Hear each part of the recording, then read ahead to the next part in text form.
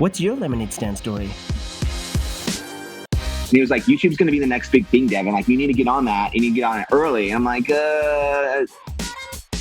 And all of us, we all go through our own trials, our own level of stuff. Sure hope this works out. Otherwise, this will be a huge waste of time. I mean, what else is it all about other than just taking risks and continuing to try and grow and hopefully get better and better at making things? Most of the billion-dollar brands you've seen were started by people that were just solving a problem for themselves. We're telling lemonade stand stories from some of the world's top creators, makers, and go-getters. We're rolling right now. Hey, We're having fun. We're rolling. Yeah. Hey guys, this podcast today is sponsored by Yalla, a task management and team collaboration software that we use at Lemonade Stand. We use Yalla to keep all of our team members organized, wherever they are. In fact, we used it to plan and organize this podcast. Visit yalla.team, that's YALLA.team, and try it for free. We also have a special offer for all listeners of this podcast. Use promo code LEMONADE and get a lifetime 25% off if you upgrade. What is going on, guys? This is Champer Bacher with the Lemonade Stand Stories podcast, and I'm here with a very delightful human being that we just barely met, but it feels like we've been journeying for a long time on all kinds of adventures already. We got Lance Williams right here in front of us, and Lance, it's funny because like I heard about Lance through Gravel. Like our mutual buddy Derek Miner was talking to us a little bit about Gravel and like this rad business that you started, like where you are essentially creating like a travel kit, right? Like a travel bag that you can use to travel. So that got me excited because I was like, well, I love traveling, and when I'm not doing film stuff, I love to like get on the road and travel. Totally. But what I thought was super cool, which I really want to dive down, was how you made like it was like some blog post or something, but you said something about like traveling on dirt roads. Totally. And like dirt roads, they take you to amazing places. And I'm like, yes, they really do. So what got you so excited about this whole journey to begin with, and like traveling and going on the dirt roads? But like, was that something you always did like as a kid, exploring and all that stuff, or how did it all happen? I think that I'm more excited about business than I am about travel necessarily. So I love travel. Like it's great. Yeah. But I didn't travel a ton until like my mid 20s. Like growing up, I never really traveled. Like we went to Hawaii once, and then we'd go to the Oregon coast like every couple of years, you know? Yeah. But I didn't really travel that much with my family growing up.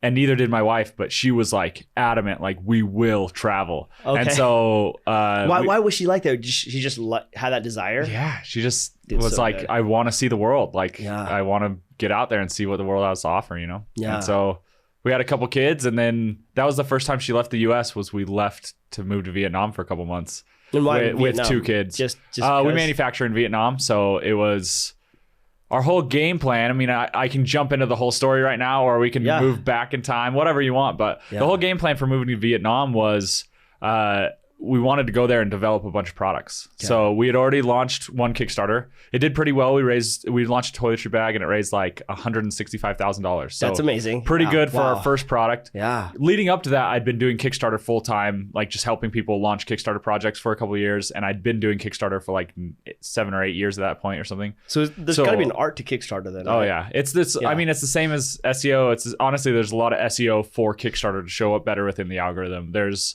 running ads with certain companies. There's a lot that goes into like actually launching a Kickstarter. So I learned all that stuff and was just around it all the time. So when we launched our first product under Gravel, it did pretty well. Yeah, so awesome, dude. I convinced my business partner to quit his job and move with us to Vietnam. No way. Are you serious? So how long were you guys in Vietnam for? About 3 months. 3 months. Okay. We did buy a round trip ticket, so it wasn't like we gave up on Vietnam. Yeah. Sure. Dude, that's amazing, man, because the thing is, it's not like I've traveled like tons and tons of places, but I have, been to India a bunch of times just because I'm from India originally.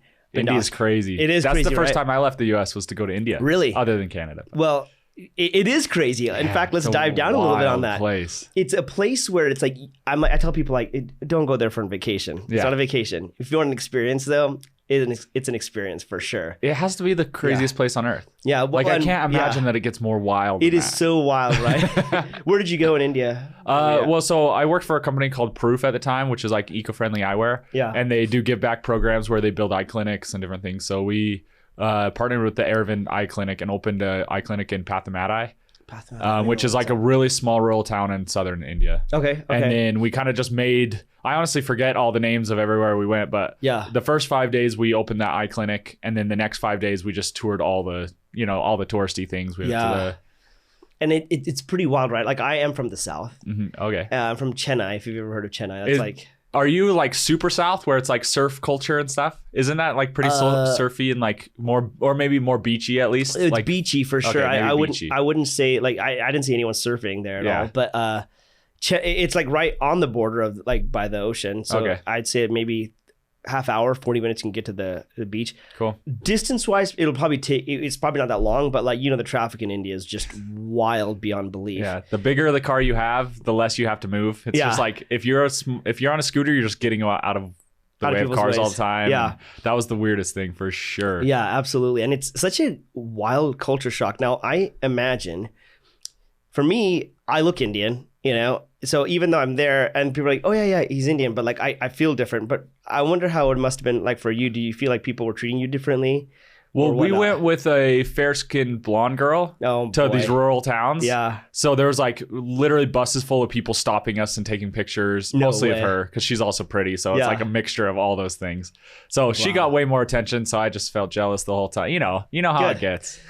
It's classic, dude. It's a classic jealousy. No, dude, I know. It's a pretty wild thing. They also, we went to this little town and we were like, what should we do here? And they're like, oh, you've got to go to the pine forest. It's incredible. Okay. Went there and it was just a bunch of pine trees, but they didn't have them there. So they were so pumped on them. Dude. We were like, we literally went from Idaho. We're like, that's like most of the trees we have. Dude, it reminds me of my cousin. My cousin, when I got there, was like so pumped, right? To like take me around and like show me like some cool places. Yeah.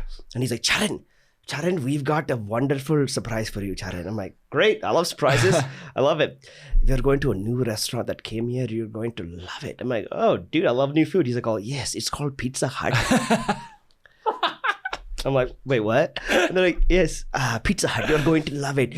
I'm like, well, I think I know what. No, we will tell you everything. And so they like show me how to like order toppings on a pizza. And I'm like, and I had to just play along. I'm like, all right, this is great. Like, you're right. This is delicious. This is amazing. Stuffed crust. Yeah. This is crazy. Wow. This is mind blowing. But anyway, it was such a wild thing. But I imagine like when you go to like third world countries and just like different countries all over the world, and like just seeing the way they live life and like the way they've experienced life, which is completely different than Western society. Totally. What did that do for your own family? Like, especially being in Vietnam and all those places.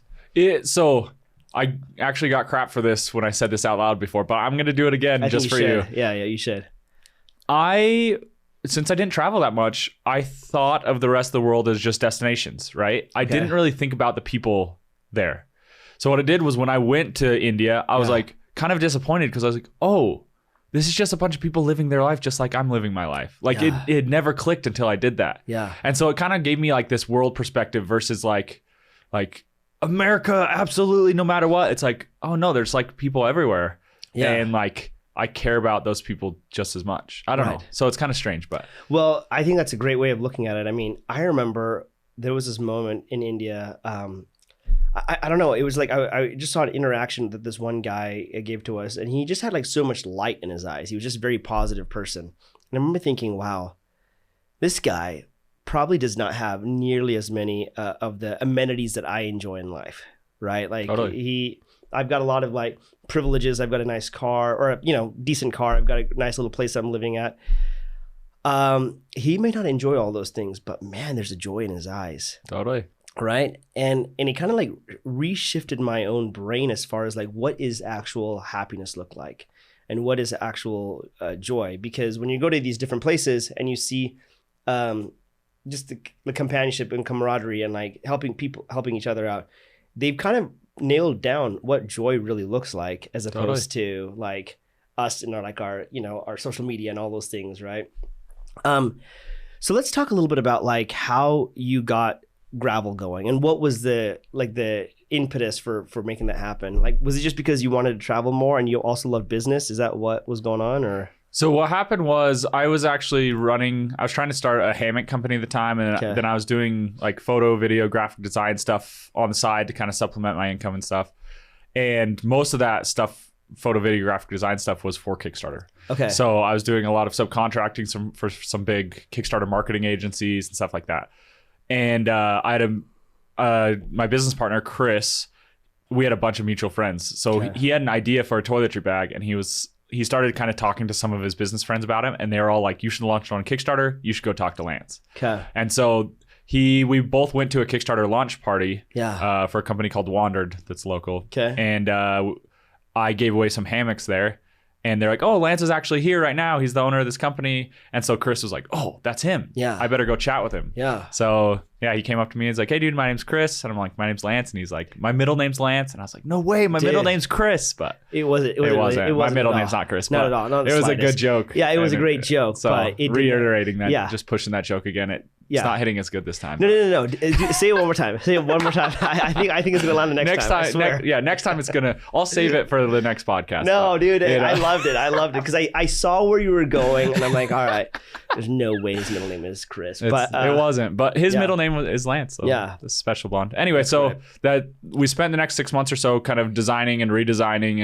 and just making sure that product was something different and marketable and that would go well on Kickstarter, and it ended up going really well. Well, it's cool because it's such a cool like commodity, like a cool thing to have with you when you're like just going and exploring. Mm-hmm. Talk to me about some of the really cool experiences you've had with travel. I know you said you've been to Vietnam and stuff, but I want to talk a little bit about the dirt roads that you've taken. Totally. Where those have taken you on. That's right. So the kind of idea behind that is the name gravel. Essentially, if your tires leave the asphalt and go onto the dirt road, that's when you know you're having an adventure. It's really hard to not have an adventure if you're on a dirt road. There's a vibe about it. Yeah. So that's kind of what we wanted to gravel to encompass. And so I don't know. They're like, do you have a specific topic of story? I could go. There's literally so many. Like even I don't know. Just in Vietnam, like we were vegan at the time, and so in Vietnam we learned what was the word. There was a word that meant vegan on all the signs, so we'd go find it. But a lot of times we eat at like temples and stuff. Okay, awesome. We were eating at this temple, and we had 2 kids. Our daughter was a little redhead, and she's like at the time 10 months old or something like that, or 8 months old. Doesn't matter. Yeah, it's the same. They and this lady was like, can I hold her, that worked at the temple? And we were like, yeah, sure. And so then we're eating, we were way hungry, and then we look up and they were gone. What? Yeah.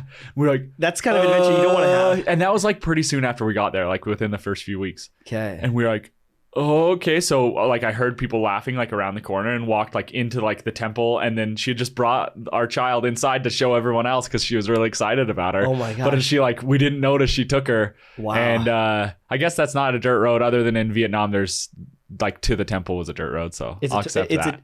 I'll accept that. That's it. That works. That works.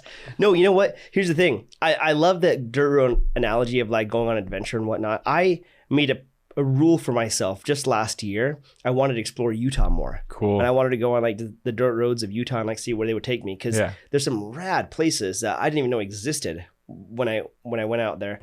And I got to work on a film last year that allowed me to go to all these like really cool places. Didn't even know they existed. And I was like, wow, like what a beautiful world we've been gifted. And we just take it for granted, right? I think dirt roads lead to such untapped beauty, in my opinion, because like, a lot of times if you wander on those paths that most people aren't willing to like wander on for a while, it will lead you to a place that's going to be magical. So do you have like moments in your life where like that was a magical moment? Like with my wife, my kids, doing those things. Totally. Yeah. Yeah. I mean, even so the new theme that we're kind of taking on, we haven't officially like launched it. We've just kind of pushed it different things, but the gravel products are made to move. Cool. And the idea behind that is to travel, you don't need to go to India. You don't need to go like Utah. There's a ton of rad places, but even just going somewhere, going on an adventure is like traveling in a way. It's like seeing something new. Is like, you know, part of that. So recently we bought a Sprinter van, and we had one before that we lived in with my family for a while and stuff. And the one we had before was literally the biggest Sprinter van you could buy. Yeah. And then now we bought the smallest Sprinter van you could buy. Okay. And it's going to be an adventure, but yeah. We literally this is the most recent moment that I felt that way, was we just bought it and we were driving and we had our kids in the back and we just felt like this is right. This is going to take us on adventures. This is going to like take us on those dirt roads with our kids, and that's going to be so like awesome. Have them just, I don't know, feel that adventureness. Adventureness is a word for sure. Adventureness is definitely a word. No, here's the deal. I think that's awesome.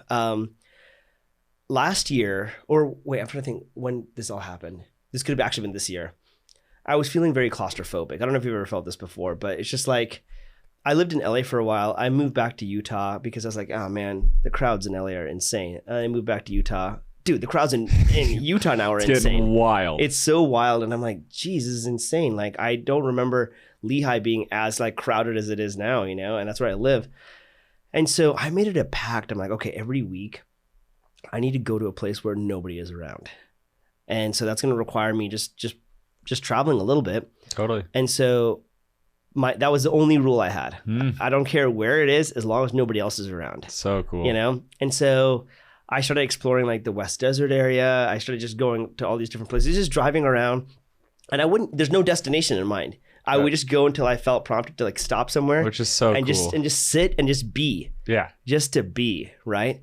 And I didn't realize like how healing that would be until I started doing it, right? Yeah. Have you had like those healing experiences for yourself, like where you're like traveling around and like living in a Sprinter van with your wife and kids and stuff? Totally. I mean, living in a Sprinter van's crazy enough, you know? I'm sure it is. You get very claustrophobic. Yeah. It's pretty small with a couple kids. But there's definitely time, like a special place for me has always been Rock Canyon. So even back in like high school, I would have those moments where I'd feel claustrophobic or feel like I'm not doing anything right or whatever, right? Yeah. Where did you grow up? In Pleasant Grove. Pleasant Grove, okay. So I would just hike up there and then hike to the top of a cliff and just sit there and see the valley. And you see some people walking by, but they're going to rock climb and also enjoy the outdoors, you know? And like just sitting up there for a while, there's something magical about it. And totally.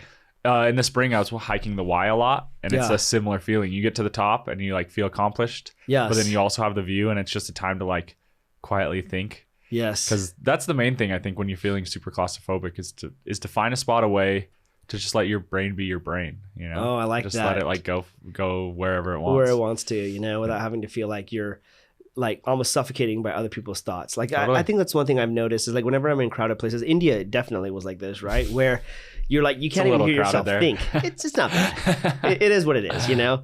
But I remember there's something about like taking those dirt roads because there's a lot of empty space. There really is. We just have to go and explore. Yeah. I got some buddies of mine that do paramotoring. Are you familiar with paramotoring? Yeah, I want to. Dude, it's the best. Like I've done it a couple times. Oh, so rad. Unbelievable. Like hooked to other people, you did it all by yourself. By yourself. Because the thing is like I don't know if you can get hooked when you're trained like that. But you have like a helmet with like a walkie-talkie and all that stuff, so the instructor's down telling you what to do. But dude, like I was flying. I was like 200 feet in the air, 300 feet. I'm like flying around. I'm like so cool. I'm like I see everything. It's insane. It's insane.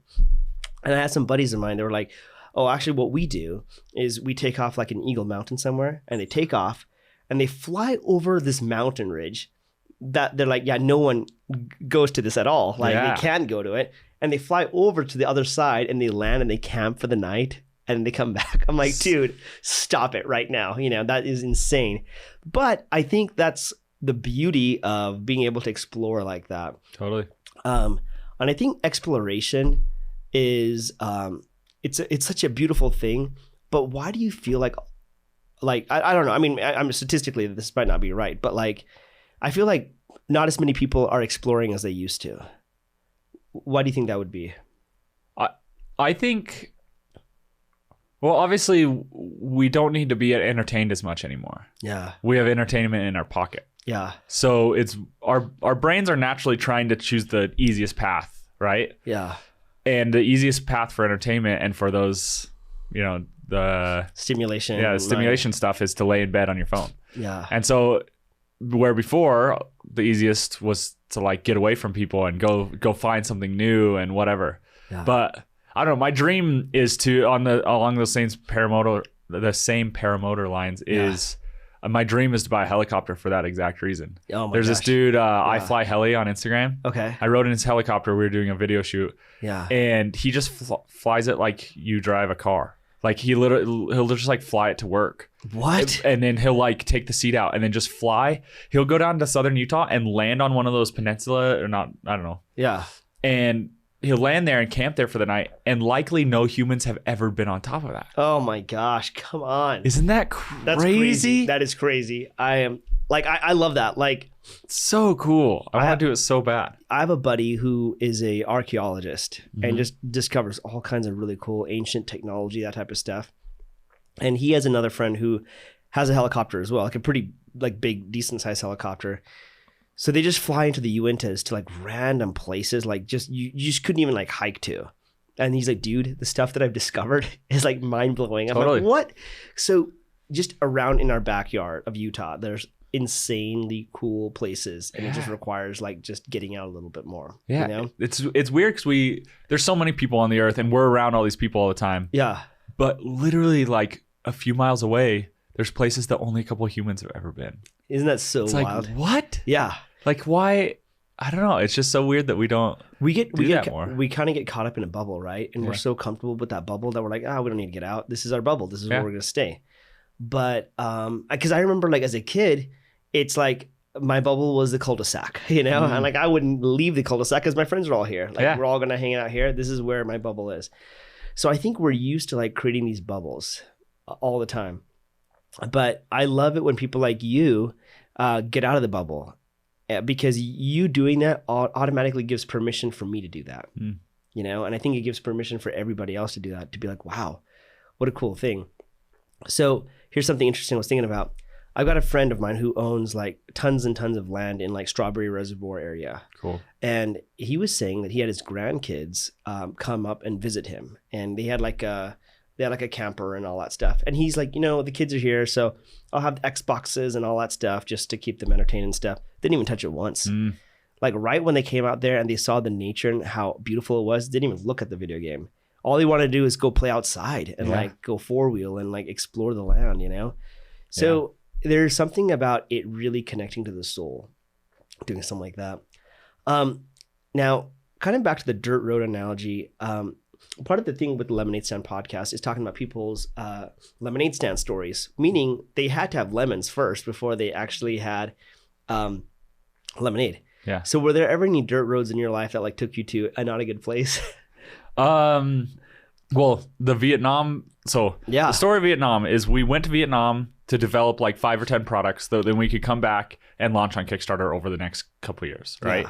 Yeah. We booked flights for 3 months there in Vietnam. We got 2 months in, and we'd been trying to develop a travel blanket that we ended up launching later. Yeah. But the manufacturers we were working through just couldn't get us a sample that was anywhere close to what we wanted. Okay. So we got 2 months in, and we were like, all right, we have 1 month left, and if we don't launch a Kickstarter by the time we leave, we have to go get jobs. Like we have to like stop doing gravel full time. And neither of us wanted that, obviously. So at that time, everyone was getting that first toiletry bag that we had launched. And they were like, this is really awesome. I wish it was like twice the size. So we're like, okay, that's an easy product to develop. Let's just make a big pocket with like a liquids pouch in the back.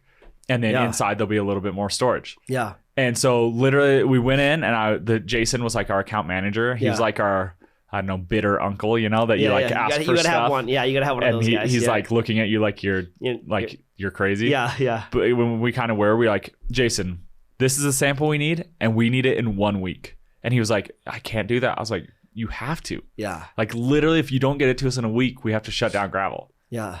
So we came back a week later. He had a sample for us. No way. Over the next 2 weeks, we built out the Kickstarter project in Vietnam, and then we launched it. And it was wild because we launched it and it was like at midnight in Vietnam, which was 10 a.m. here. Yeah. And I literally was like, we were all laying on the hotel bed that we were at, and I was like, oh no. Yeah. And they were like, what? And I was like, something's wrong. They're like, why? It's like just money's coming in, like we're raising too much too fast, like something is weird. Because literally we clicked it and like we had $5,000 instantly. Wow. It was crazy. And then that kept going. And I think we raised like something like $80,000 or something our first 24 hours. Like half of our raise in the very first project was 165. So half of our raise for the whole 2 months we did in 24 hours. Wow. Okay. And we were like, something's up. This is crazy. Yeah. And so then we signed on with an ad company, started running ads, and that project we ended up doing over $1 million. No way. So between Kickstarter and Indiegogo, we did over $1 million. And that like changed the trajectory of everything. So I guess the dirt road that didn't lead to good places was us trying to develop products that didn't work. Yeah. But it ended up turning into like the most success we've had as a company. Like Isn't that crazy, transition to everything. Dude, like that's what I'm talking about. Like pivoting like that is amazing when things like that happen. But it's cool that you were able to do that under the gun. Because sometimes people are like, nope, I'm going to go for the jobs. I'm going to go for my 9 to 5. I just have never, even at so I worked at Orange Soda for a long time, 10 years ago or whatever. Yeah. And I was fairly good at my job. I made a lot of friends there. I got whatever. Yeah. I felt like I was about to get fired the whole time I was there. Yeah. Like I'm really hard on myself. And anyway, so in my brain, it's not even an option. I'm like, I can't go get a job. Yeah. Because I just can't stand that pressure. Yeah. It's just too hard for me. It's too much, right? Yeah. I know. I was thinking about this just today, actually, about like getting a corporate job. And I'm like, oh gosh, like, I mean, there's nothing wrong with that. Yeah. For some people, it like really fits and it's awesome. Yeah. It's great. Some people love it. Some people love it. They love that structure and it's awesome. For me though, I was like, I don't know if I could do that. Like it would just be too difficult for me to work in a parameter like that. Well, that's awesome that you were able to do that. So I want to talk to you a little bit now more about what you find to be joyous in your life. Like, how do you find the greatest sense of happiness right now? That question shouldn't be so hard to answer. But it's tricky sometimes, right? The thing is, the thing that's made me... So, backstory is, I have 3 daughters. Awesome. And they're so rad. Like, such good kids, so mild-mannered, but still, like, fun and goofy, and it's just great. And I love being a dad, but...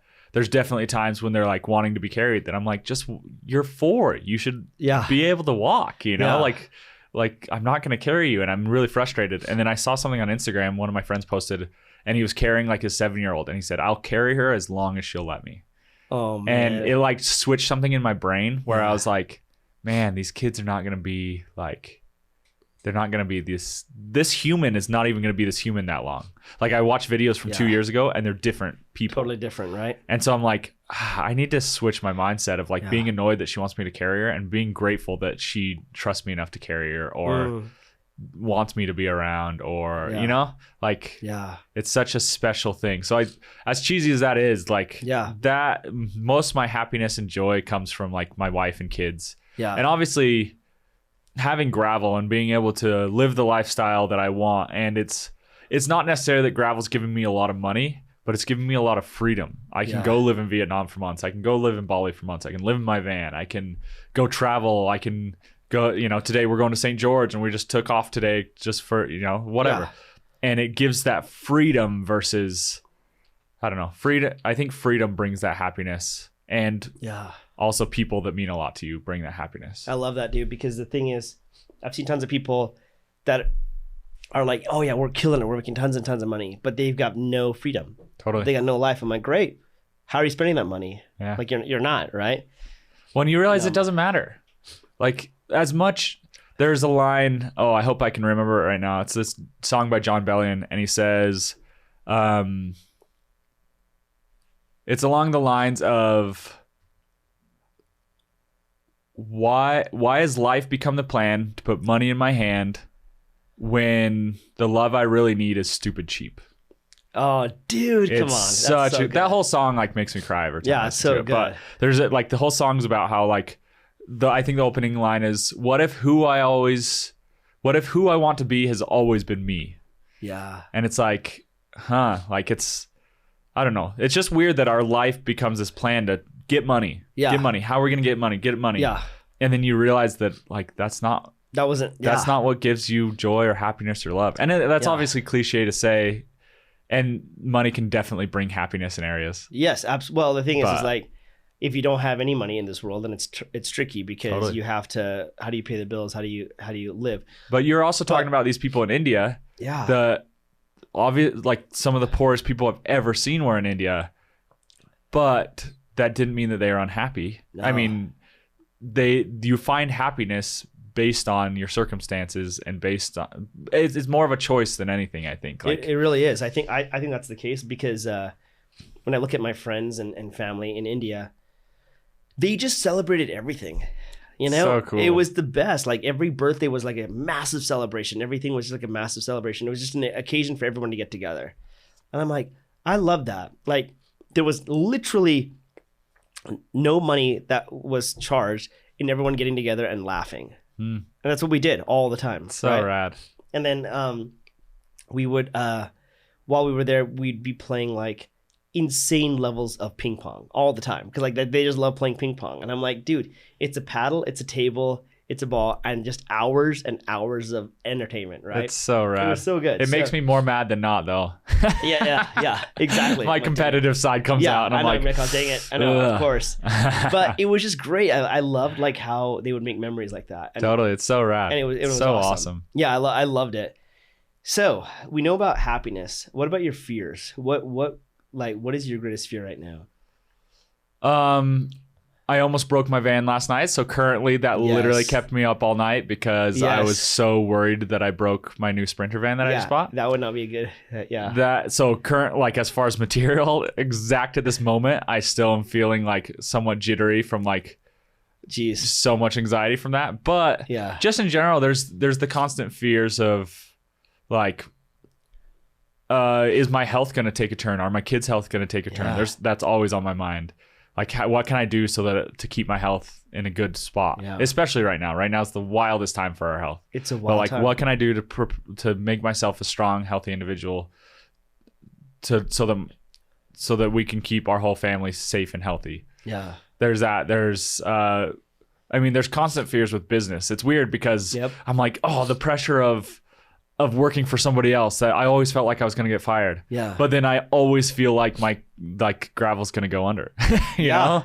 Like there's constant. And me and my business partner Chris were talking about this yesterday. We were like, it's really easy to say, once X, Y, and Z happens in 6 months, it's going to be so much better. But in 6 months, there's something else that's difficult. Yeah. So it comes back to like living in the now and being all right with the difficult things here. And still obviously pushing through them and overcoming them. But just knowing in 6 months, there's going to be a different problem even if you solve this problem. There's always problems. There's a buddy of mine, Adam. He is a screenwriter. And he was working with Shia LaBeouf, right? And I love that guy. Yeah, he's a good guy. He's hilarious. I'd like to hang out with that guy. Yeah, it'd be great. And Shia LaBeouf was telling my buddy Adam, because, Shia, of course, has had like his level of success and stuff. Yeah. And he said like, Adam, dude, there is a devil at every level. And I'm like, that's pretty profound, right? No matter where you are, you're going to have your problems. If you have too much money, you're going to have your problems. If you have no money, you're going to have your problems. So how can I can just hear him saying that. Yeah, I know. It's wild, right? Yeah. When he says that, I'm like, oh, dang. He's marketed himself really well. He really has. Yeah. But yeah, dude, there are problems, there's pressures, and we just have to figure out like, hey, how do we deal with this type of stuff? Yeah. So it's good. Now, with all of the stuff that you've learned, let's rewind time a little bit. This is the last question. If you were to go back to your younger self, the one that's going to barely start any sort of business, what would you tell that self? No one has any idea what's going on. Oh, that's good. Yeah. So when we were in Vietnam, there's a company called Peak Design, and they're a massive company. They're honestly one of the most innovative companies that I know. They make really rad stuff all the time that's super detail oriented. They're who I want to be someday, when I grow up. Sure. And we know them, like we met them at trade shows and whatever else. They were manufacturing in the same place that we were in Vietnam for a while. Yeah. And we ran into them. We're like, hey guys, and they had just launched a bag. Yeah. And I was like, that bag is so rad, like so pumped on it. And they're like, oh, thanks. We're just making it up. And it literally like clicked in my brain. I was like, even at that level where I don't know what their revenues are, but it's last I heard it was in the tens of millions, close to $100 million a year of revenue. They're still just, their head of design told me we're just making it up.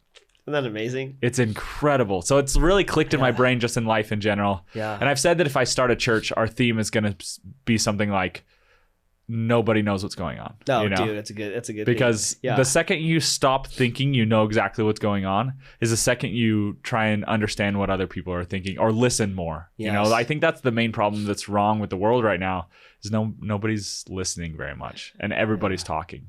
And I think if we stopped thinking that we knew the answer and started listening for the answer more, I think the world would come together in a lot better way. I always say it's nice having like an empty cup mentality. So that way when you go in, you can be filled, right? Totally. But if you already have all of your ideas in place, then there's no room for growth. There's no room for listening. There's no room for perspective. I mean, it's interesting. Like growing up in Utah, I didn't get a chance to really, really dive into my Indian heritage and culture all that much, really. But now I look at it and there's like so many things that I'm learning right now, like spiritually and all that stuff, that like it stems back to my own upbringing. And I'm like, wait, what? Like all the stuff that like we taught as a kid or whatever. So it's interesting to me to think like, wow, just by keeping an open mind and just keep listening, it's amazing what actually transpires. Yeah. So it's awesome. That's cool. Some of the most spiritual experiences I've had traveling were like going to India and going like through temples. Isn't that amazing? There's like something really special about like taking off your shoe. They come and put some lei type things on you. They put the chalk on your head. And it's like there's like really haggard homeless people right next to you, but it's not in like a judgy way. It's just like they're also there like worshiping and like it was a very spiritual, like loving experience. Like I love that, dude. Yeah, I love that. One of the most, I don't know, maybe the most spiritual experience I've had traveling was doing that in India. That's so awesome, It just dude. feels special. Well, I want to first thank you so much for like coming on this podcast. I know last night was a pretty wiring, like tough night for me as well. So I'm so glad that you were able to come on. Any last words before we, it sounds like we're about to like kill each other. Any last words before? My last meal will be, I think just the theme of like, you don't know what's going on. Nobody knows what's going on. And so we just need to love each other and care for each other and try and have empathy for each other. Yeah. And that's even your competitors, even your enemies. Yeah. Just know that this is the final thought, actually. Yes. There's a John Mayer TikTok that's so good. He says, there's reality and what you think reality is. Most of your problems come from what you think reality is. Yeah. Not actually from reality. And it's like, that's if you apply that to people, somebody that hurt you. Yeah. There are some terrible people, but most people are not.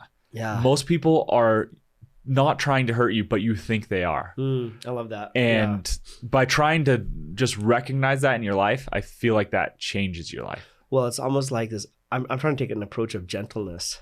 You know, just being gentle to yourself and gentle to everybody else. I love that. And like the Gentle more, is a good word. Yeah, I think so. And I've just been thinking about it a lot because I think, wow, you know, if you are truly gentle to somebody else, it's almost like you automatically can see what their true intentions were always to begin with, you know, despite what actually came across. So yeah, I love that. So I love that, man. Well, thank you, dude. I really appreciate you taking the time and like being on this podcast, and safe travels to St. George today. And thank you. Yeah, it's gonna be a good time. We'll chat soon. Okay? Cool. Yeah. Thanks so much for listening to the Lemonade Stand podcast, and we hope you enjoyed this episode. Be sure to subscribe to the podcast on whatever platform you use to be alerted when we release new episodes. We'd also love to hear your feedback in the reviews, and if you or someone you know has an awesome Lemonade Stand story, please reach out to us on social media and let us know. Thanks so much and have a great day.